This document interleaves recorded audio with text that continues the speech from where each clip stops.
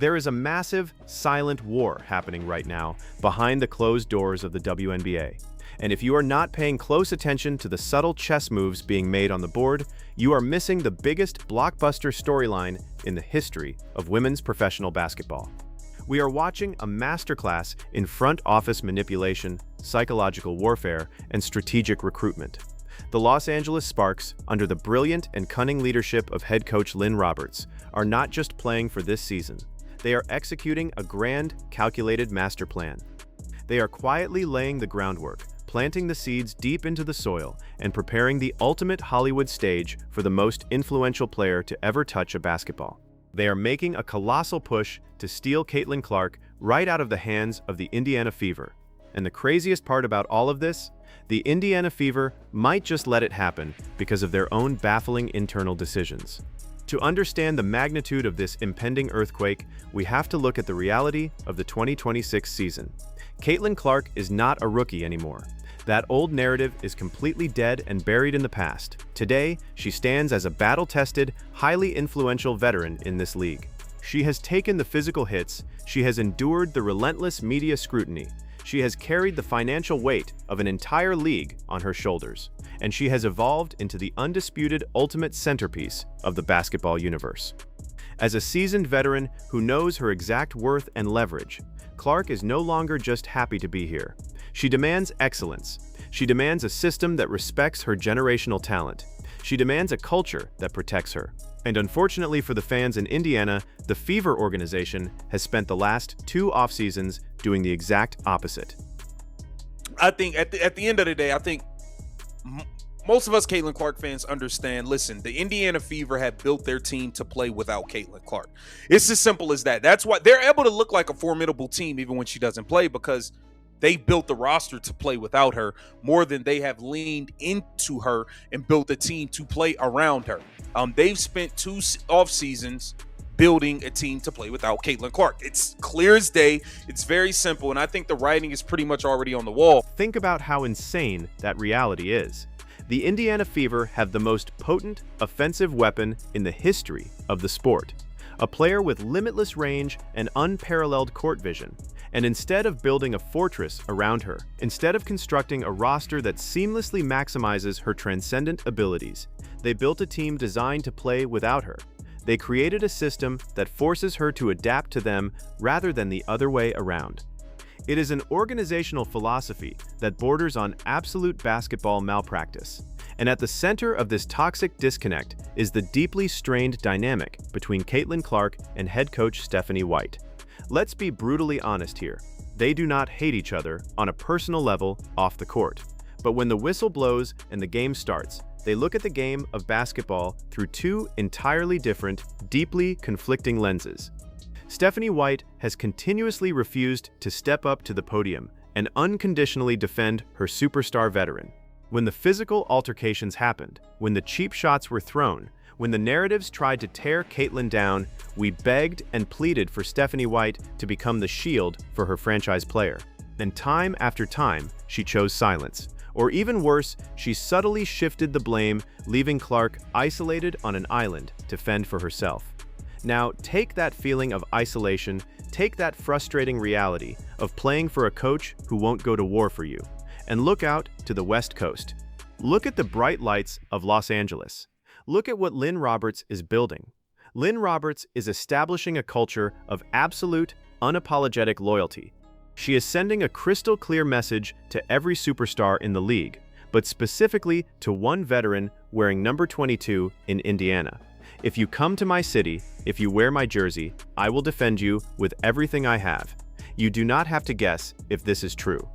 Just look at how Lynne Roberts recently handled the media regarding Kelsey Plum. With this, what's your reaction to Kelsey Plum not being named an all-star starter? It's ridiculous.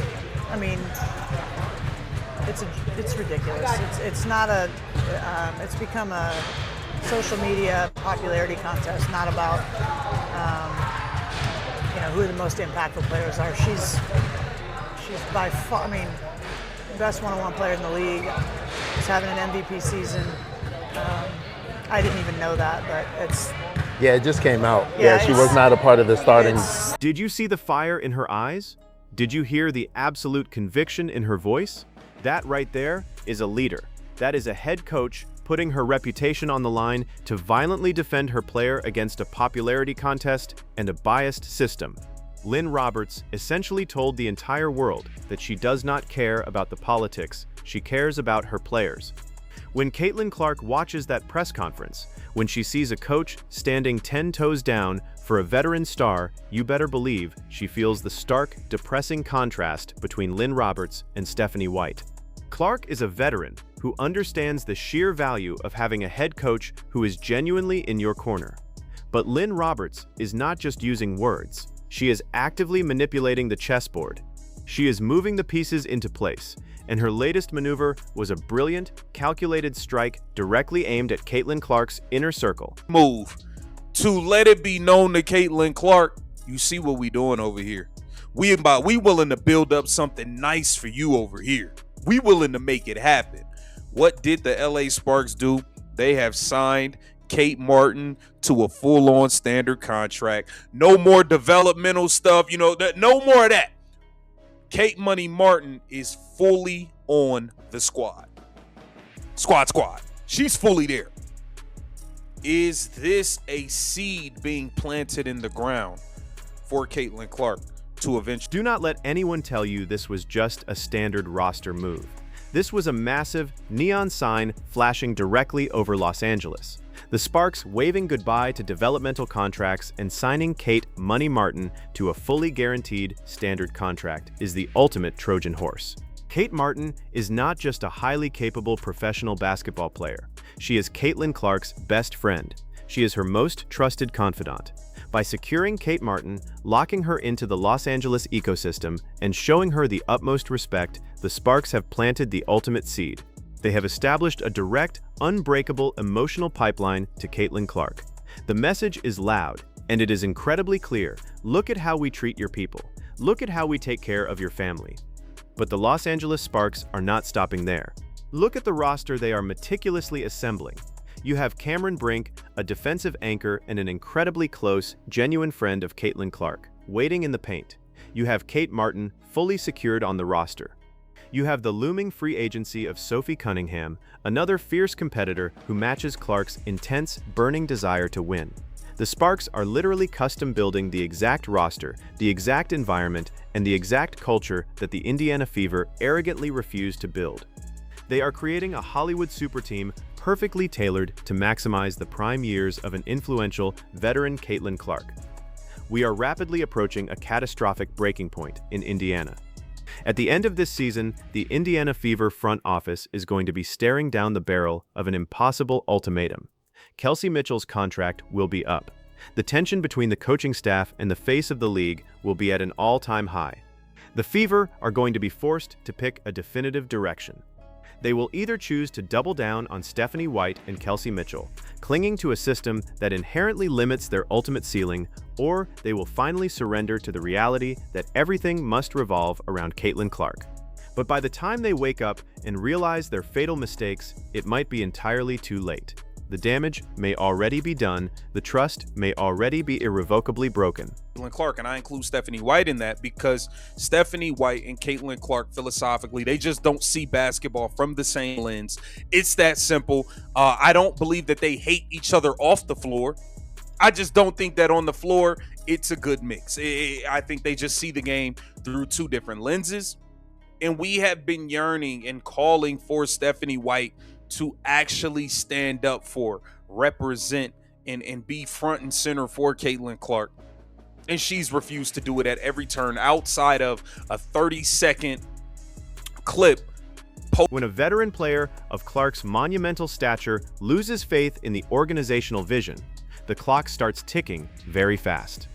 The disrespect she has faced, the lack of a cohesive roster built around her devastating playmaking abilities, and the deafening silence from her own head coach during moments of extreme controversy have all contributed to a growing, undeniable wedge. You simply cannot treat a transcendent veteran icon like a secondary piece to your puzzle and expect her to smile and pledge her blind loyalty. Professional basketball is a ruthless business, and loyalty is a two-way street that Indiana forgot to pave. The Los Angeles Sparks, I think Caitlin Clark in LA will be a beautiful thing. And it's going to be very, very, very, very interesting to see how this thing plays out in Indy. I think how the season finishes up is going to play a major part. And I think regardless of how things go, this is the very last season you'll see Kelsey Mitchell and Caitlin Clark as teammates. This is it. And I think the LA Sparks are planting seeds in the ground and prepping for a move to bring Caitlin Clark to Los Angeles. What says you? Get that. Just imagine the sheer spectacle of it all. Close your eyes and picture Caitlin Clark stepping out of the tunnel at Crypto.com Arena, wearing the iconic purple and gold of the Los Angeles Sparks. Picture her pulling up from the logo in front of a sold-out, star-studded Hollywood crowd, throwing no-look passes to Cameron Brink, and celebrating clutch three-pointers with Kate Martin. It is a terrifying thought for the rest of the WNBA, but for the Los Angeles Sparks, it is the beautiful, inevitable culmination of a masterfully executed plan. Lynne Roberts is playing four-dimensional chess, while the Indiana Fever are fumbling with checkers. The seeds have been planted. The roots are taking hold. The biggest power shift in the history of the sport is no longer just a wild rumor. It is a meticulously crafted reality, slowly unfolding right before our very eyes. Get ready, because the Los Angeles Sparks are making their move, and the entire basketball landscape is about to shatter.